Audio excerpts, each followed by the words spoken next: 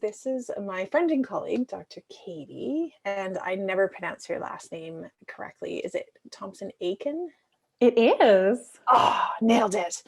And she published a book last year called Create Calm, and I had the pleasure of reading it, and it was well done. And I thought, with it being sort of, I don't even know if it's Mental Health Awareness Month, but it should be because February is tricky all the time.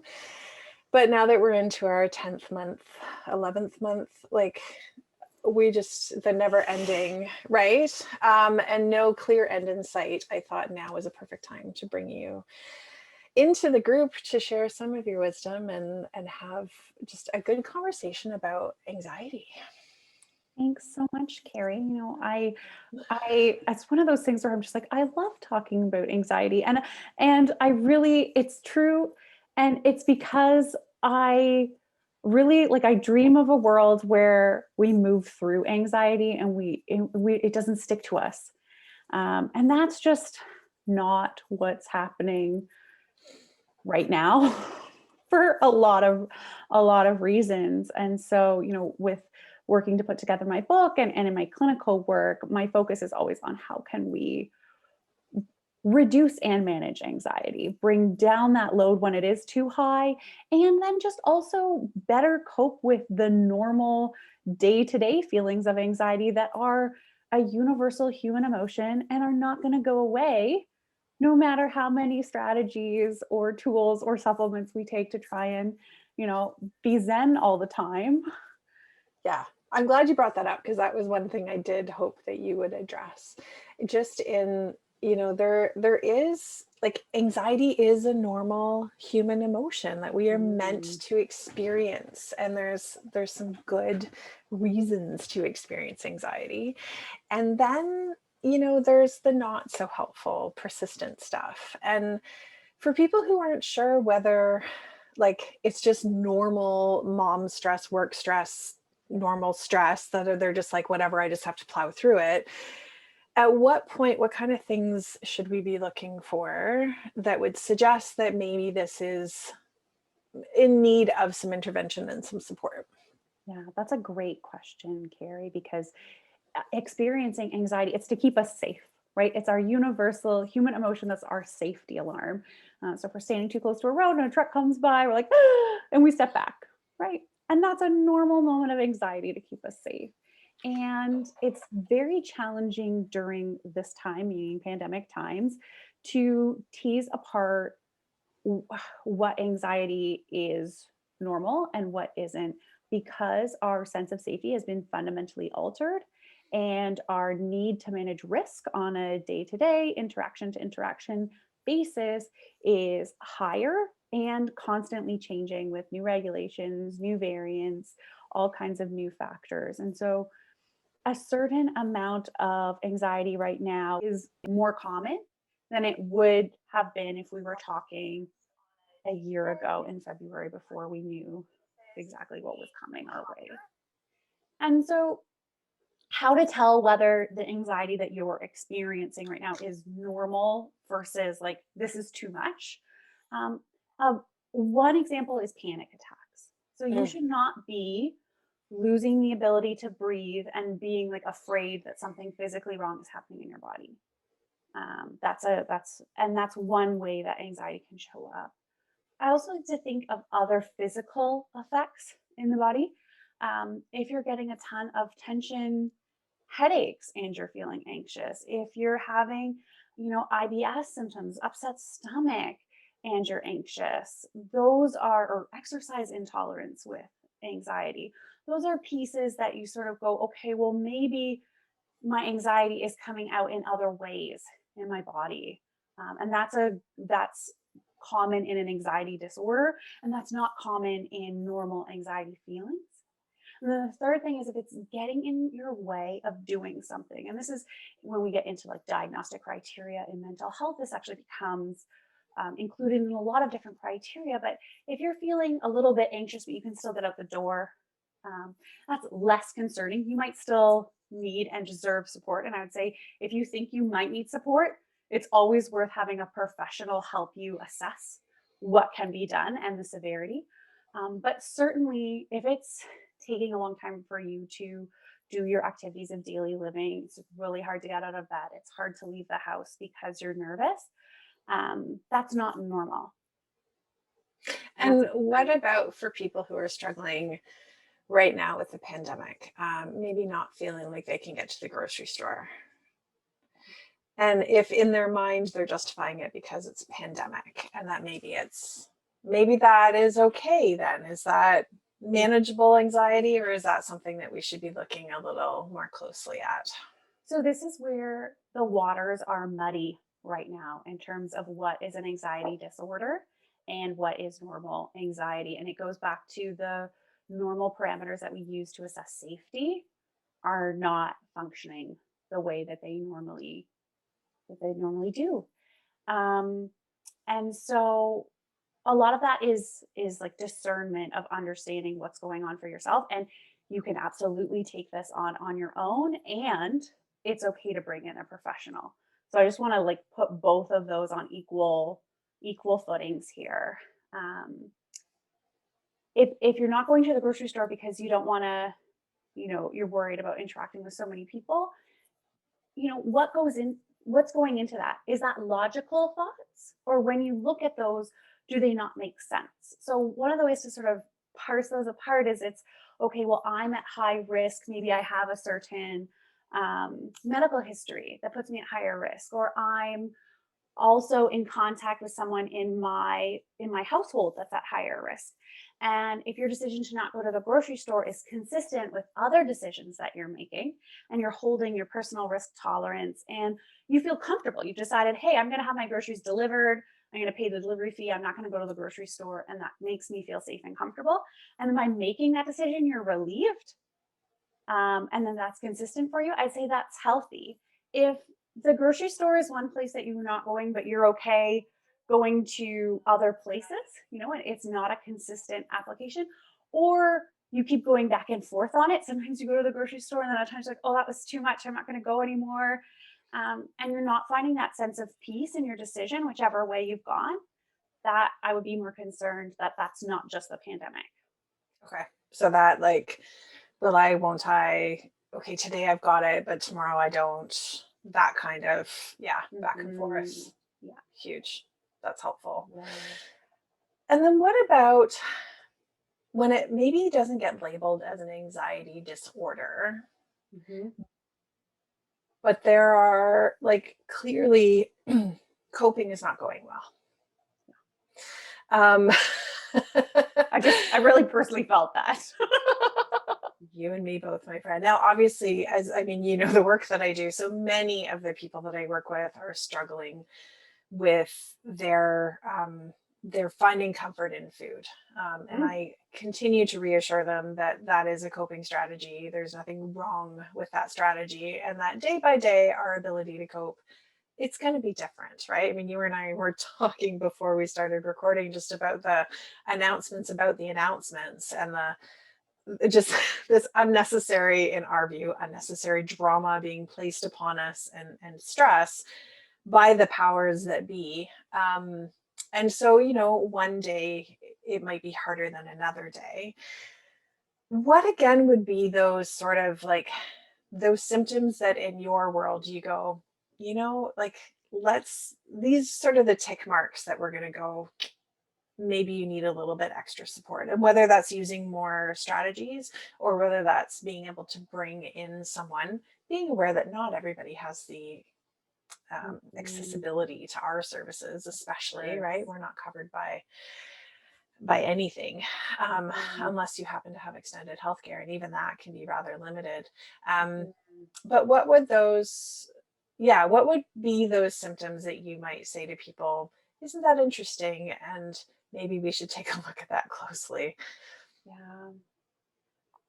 What I'm hearing you talk about is like the general load that we're all feeling right now. And one of the things that makes the most sense to start with is that if you have access to whatever support you have access to, now is the time to use it. Any of your practices, any of your training, and any professionals that you have access to, even if you feel like, oh, I don't have an anxiety disorder, but I am, managing a lot of anxiety right now. If you have access to a therapist, now's a good time, even if it's not a disorder. So I'd say we're all in a certain amount of crisis right now because of the global situation. It's hitting everybody differently, but I can't think of a single person where you're like, well, this isn't really affecting me at all. And so I don't need any help at all. So I think when we remove the barriers of saying, like, you have to be under a certain amount of distress to need help or to deserve any help that you have access to, like, we're all worthy of whatever tools and resources we can access to get through this, hopefully once in a lifetime, you know, experience. Historically, once in a century, we have a global pandemic. So this is an unusual, challenging time. That's certainly everyone can use resources. And I skirted your question, so I'm going to come back to it because you said, like, Mhm. what's really concerning, um, and like, I think what concerns me most is when people are feeling stuck in a feeling, whether that's sadness, whether that's anxiety, like, even it could be joy, just not even, only focusing on completely joyful moments and not being able to experience any of the sadness or any of the worry. I think we can all agree that that would not be an appropriate place to be right now. Even though we might think we want to be there, we don't. We No. don't. Um, and so to me, it's about the stuckness. If something happens and it brings up an anxious feeling, how long is it taking to move through that? Can you have a cup of tea and distract yourself for a little bit and then get back to work?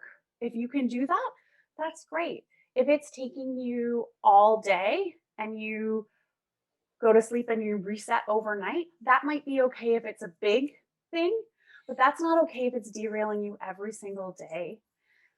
And certainly, if you can't sleep on a feeling and then wake up with a certain amount of relief on a day to day stressor, not on a crisis on top of a pandemic stressor, not that, but just on a day to day stressor, if you can't emotionally reset overnight, you definitely need.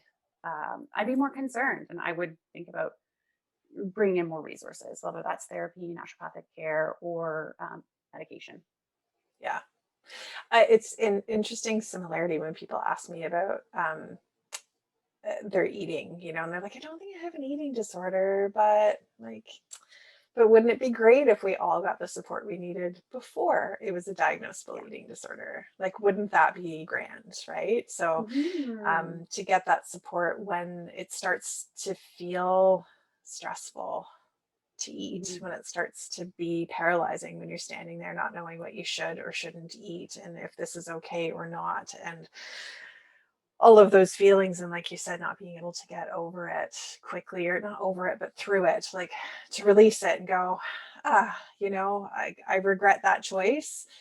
I'll make a different one next time and move forward, as opposed to spending all day beating yourself up because of a food choice. Yeah, and then letting that affect your future 100%. choices. Yeah. Yeah. And relationships, I find it's Mm. another big one. If you're, yeah. And I feel like that naturally goes with the anxiety piece too, that if your relationships are suffering, that you're not able to connect with your kids or your partner or your family in a meaningful way because they're just grating on every nerve, that would be probably another one of those. Yeah. Get some support if you can. I think Yeah. absolutely. And then what about, so there's people who, hopefully people have access. But for those who don't, or even those who do have access, but Mm. what what are your sort of top bits? Like when I talk about people with food, I always like, I'm like, you need to eat regularly, because if you're not eating regularly, we don't know if it's emotional eating or not. It could just be hunger. I have some sort of standard bits that's Yeah. like, if you have no other support, start here. What are your start here moments for people who are going through this? Because like we still have a ways to go in this pandemic. Yeah. Yeah.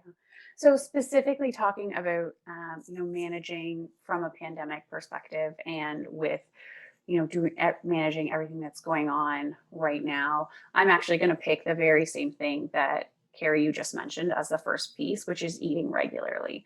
And I find this to be the most important life-changing piece for people who are experiencing anxiety. I'm not saying that this is right for every single human, but I do not find that fasting and anxiety go together at all. It's really important to eat regularly and listen to your hunger cues. If your blood sugar is going up and down the map, your mood and anxiety will run alongside of it. And the physical sensations of hunger, as you get to know them, feel a lot like some of the physical sensations of anxiety. And so learning to discern the two and practicing eating when you like feel your stomach sort of start getting upset, and learning that like it's not necessarily an anxious tummy, sometimes it's hunger. Yeah. Um, and one of the tools that I talk a lot about, especially with the pandemic, is scheduling. I saw so in my practice and my work, I divide anxiety. People divide themselves into three types of anxiety. So we've got decision anxiety, defensive anxiety, and fatigue anxiety. And Oh, at this point in time in the pandemic, we're dealing with um, way more decision anxiety than typical, because people's schedules have changed. When you lose your routine, you're very vulnerable to decision anxiety. So if you have lost your routine, your kids are home, you're working from home, you're trying to manage all these different things that normally follow a certain sequence, you want to, as best you can, give your brain the break of planning ahead. So whether that's meal planning, whether that's putting alarms on your phone to remind you to stop working and eat, like whatever that is that keeps some form of structure in your day, you want to give that gift to yourself, not in a regimented, strict way. I think when I think of the past week, like one of my biggest joys was blowing off class with my daughter to bake scones. And I think that was a time where like having the structure, but then also giving yourself the freedom to say, this isn't working tonight. It's having the meal plan, getting to the end of the day, being exhausted and being like, no, tonight's actually takeout and I'm going to cook the chicken tomorrow. That really helps with that decision fatigue, is setting yourself up to not have to keep making choices through the whole day. it's funny because people, because of the intuitive eating thing, they're like, well, meal planning isn't really intuitive eating because you want to be in the moment. I'm like, well, yeah. And in a perfect world where we have all the time in the world and we understand our hunger cues way before we're like starving, then yeah, wouldn't it be great to be able to in the moment go, what would I like right now? And if you have the capacity to do that, that's amazing. Most Hmm. of us, though, and those of us who have been squishing our intuitive symptoms through all the biohacking, aka dieting in a different word, we've broken our hunger meter, and sometimes it can get back into line, but it doesn't always. And especially for people who have a tendency to overeat later in the day, who find the intrusive food thoughts mid-afternoon, or they start dinner and then they just don't seem to stop eating until they go to bed. Very often it's because if you look earlier in the day, they just didn't, there was not enough fuel. So Hmm. I look at it more as a commitment to eat as opposed to a structured meal plan where it's okay, I Yeah, promise I'm going to eat within these time frames, but what I eat and how much I'm going to eat, I'm going to listen to my body for. But I still sure. plan. I still have a rough plan, just like you said. But then sometimes Mm. it's grilled cheese and tomato soup, and we make the other tomorrow. Like you said, it isn't that like And it's what's helpful, right? So for me, 100%. it's helpful for me to think about what I might like to eat on the weekend where I have Yes. space. And then I make sure I go buy all the yummy food that I feel like my body needs that week, or for sometimes I do it for weeks at a time, but Yeah. that's just what's easier for me. Yeah. And then, if it's Tuesday and I like Thursday's meal better, I'll just cook that. It's about 100%. making sure that I have the resources to fuel my body, and Yeah. that I'm not having to scrounge and scavenge and create like a stress response when I'm supposed to be eating the 100%. opposite. Yeah. Yeah. Um, No, agreed. Well, there you go. So our first base advice, same. same, same. Same.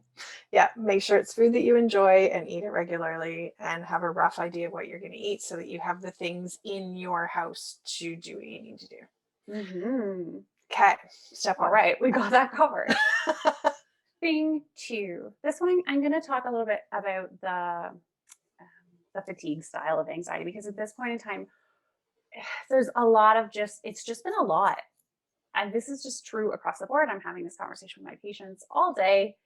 Like we're just reaching that end point. And so in addition to fueling yourself, which we already covered, is this rest piece Mm. and giving yourself as much of a break as you can. And I'm careful about how I word this, but like chances are most people that I know, including myself, like we tend to hold ourselves off from rest. We don't want to just let ourselves quote unquote do nothing because we have such like a cultural negativity towards that. And it's actually vitally important, and we need more of it now in order to counterbalance the cortisol and the stress and the doing. Like if if I don't stop with all of my responsibilities right now, I'll just run 18 hours. I'll just go. And that's not sustainable for anyone. And so being really clear about your sleep boundaries, like knowing how much sleep you need and scheduling that in. I'm big into scheduling because if I find as an anxiety management tool, it's very helpful. But having your shutdown time, going to bed, building in that regular sleep time will help you get better sleep, better quality sleep, and building in if you're having trouble calming down at the end of the day. And even if you're not, but especially if you are, building in more rest time during the day. Maybe that looks like meditation. Sometimes for high achievers, that's a nice gateway into doing nothing. I am definitely someone who found meditation as a way to just stop going, right? It was an activity I could put in. As I got used to the idea that no, you can just sit in a coffee back in the day, sit in a coffee shop and drink a coffee and not do anything. But it's very hard right now. It feels like a privilege to not be able to do nothing Yeah. when there's so much that can be done. And sometimes I think what's important right now is to lower standards of some other things where it's not going to increase your anxiety to intolerable levels. Like if if you can let the laundry go longer, if you can you run the dishwasher more frequently, like whatever you can do, and no time is too short. I think we have this idea that I need an hour long nap or else it's not worth me lying down. Like just lie on the floor for 5 minutes. Stay in the bathroom after you go pee 1 minute and breathe. Like don't whatever amount of time feels accessible to you, grab it and then grow because you deserve more than you're taking. I'm really big on that in my programs when we talk about goal setting. And it's whatever is has one of my patients is a chemist, so she just talks about the activation energy. I'm like, yes, that there's always going to be that little bit of activation energy to do something, but it has to be winnable. And Mhm. so if exercising for an hour is not going to happen, if meditating for even 5 minutes, honestly, is way too much, narrow, just bring it down so that you can Yeah. start to build that muscle and that ease with that action and get to know each other a bit. Yeah. It's for Take state, five take right? 5 breaths. Don't start with meditating for 5 minutes. Right. Just take 5 breaths. I like that when you're in the bathroom because honestly, I mean, I don't get privacy in the bathroom because we have one bathroom in our house, but it is the place where I might get the most, or when I'm in my office because they know not to come and bother me when I'm in here. Mhm. But yeah, I like that idea. In the bathroom, just take that extra minute to do. I know box breathing is something that I teach. I know it's something you teach as Mhm. well, but doing a box breath at the end of going pee before you get out of the bathroom, love it. Yeah. Yeah, we gotta Yeah, take those moments, however small they are, to rest, yeah, throughout the day and of course at night. yeah. And Nice. then Okay, so stealing those mindful moments, as I call them. mhm. And then the last one that I wanted to talk about is connection. And I know it's such a challenging thing right now. Like we're connecting via Zoom, we're not able to get together the way that we'd like to be. And it's very challenging for our physiology and our sense of safety. Yeah. This being physically separate from other humans is making everyone more anxious.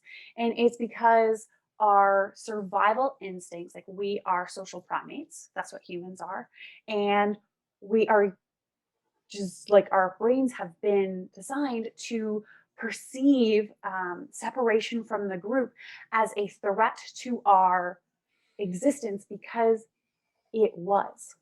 If you didn't have community to sleep with at night, you were vulnerable to predators.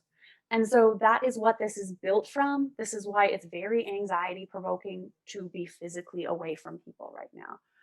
We were never planned to do this. And so while we cannot connect with people maybe the way we'd like to, we want to do that as safely as possible and reaching out to friends and family through phone and all the things that we've so creatively figured out how to do is a piece of that. But the other piece of that is to broaden our definition of connection and grow that connection to our sense of self, our identity, and then also in this broader world and think about where do you find awe? Where do you find wonder? And making sure that when you can answer that question, are you intentionally placing moments of that in your week or even better, in your day? Because it is very difficult, and I personally argue impossible, to physically feel anxious when you are in a state of wonder. And so sometimes that means just like, for me, like I love the sun. And so I was sitting eating in my kitchen and like the sun came through the clouds and like poured into my face. And I just soaked it in until I'm behind a cloud again. I have no idea how long it took. Like I was just there. And it's those kind of wondrous moments that fill our spirits, that really lift us up in a way that I think, especially when we have our base needs met, like for sleep and our food and all those other things we could get into, when we layer these beautiful experiences of soaking in a sunset or like really watching your child play or all of these things that bring so much more than joy, that like depth of experience, the more we can have those small moments of awe and wonder, the less anxious you feel. Mm. Yeah, I love it. My son found one of the bubble sticks from a wedding we went to last year, and he was blowing bubbles around the house. And I was just laughing. Like, we should totally have a bubble machine that just randomly spurts bubbles through the house. Because I can't help but be like, ah, bubbles. You just every time it never fails. I'm never like, oh my God, bubbles. I'm sure if they were there all the time, but I think it would be fun to have a blast of bubbles. The sun is another big one for me. I can see the sunrise kind of through the trees if I look one direction. So I'm very intentional in the morning to see if I can check out the sunrise because it just like, sunrises are just like for me. And water, which is a little chilly right now. It was like what, -15 this morning? No, Little chilly. But but if it's not accessible to you to go down and like look at the water, like walk by a river or a pond, change your phone background to something of water. If water is something that you connect with, make sure that you still have visual imagery of those things and you're taking time to like look at that and be reminded of those feelings. yeah, yeah, to just be able to connect with them. And part of that, I guess, requires that intentionality and that presence, right? To actually be looking for them throughout the day. Yeah, Yeah. the first is to know what it is that brings you that, and then look back and see like when was the last time I noticed that, and then moving forward, how can I be more intentional in cultivating those moments? Nice. I love it. So good. All right. So we're going to encourage everyone to eat at regular intervals. Mhm. We're going to encourage people to find those mindful moments instead of looking for the big grand gestures. One of the analogies I gave to someone the other day of like diet culture is like the wedding, right? They like sell you on like the most important day of your life and the most beautiful gowns, and you have to have the most amazing venue. And, really like it's about marriage, which is the like who's going to load and unload the dishwasher and who's going to get the kids to bed and who's going to feed the dog and who's going to shovel the driveway when it's -15 and all of those things. And that's like, it's in that space and taking those moments that we don't need the grand gestures. We need to find those beautiful, sweet moments throughout the day. And I think, yeah, taking those moments to pause in the bathroom or between patients or every time you hang up your phone or whatever it may be, then really opens up more the possibility for number 3 of finding those moments of joy and knowing what to look for. I love it. Brilliant. So I don't see any questions on Facebook, but I'm going to be really honest. I am not good at managing the Zoom bit and the Facebook bit. So It's a if lot. people have questions, please type them in and Katie or I or both will 100% answer them and respond to anything that you need. Your book is called Create Calm, if memory serves, and it is on Amazon, but is it everywhere? Basically, if you can buy a book, you can buy it. Yes, it is on at Amazon is the easiest to find it right now. Yeah, so it's Create Calm, the professional's guide for overcoming anxiety from the inside out. Nice. So we can put a link to that. I noticed that it is included in Amazon Unlimited. So if you have Kindle Unlimited, there you go. And we can also put in your like your groups and all that stuff in the Facebook post so that people can find us or find you, I guess. And then if they have questions, they can reach out. Absolutely. Amazing. Thank you so much for spending some time today. I know there's a lot going on. Thankfully, our children are back at school as of yesterday. So that makes things like this so much easier. No interruptions, which is really better than I was hoping when we booked this. Well, you never can tell. I mean, Patrick's older. We have the 4 B's rule. He can interrupt me if he's barking, bleeding, broken, or burning. He added the burning because he was like, what if something's on fire? I'm like, fine. Yes, of course. Why is there fire? There hasn't been yet, but it's always very funny. And my office faces the street, so he's gotten creative and that he doesn't come into my office, but he'll go and stand in front of the window and try and like sign to me what it is. It's still disruptive. It makes me laugh though. Anyways, so yeah, today was it was quiet and efficient and shocking. So there we go. Awesome. Thank you again. Thanks for having me. My pleasure.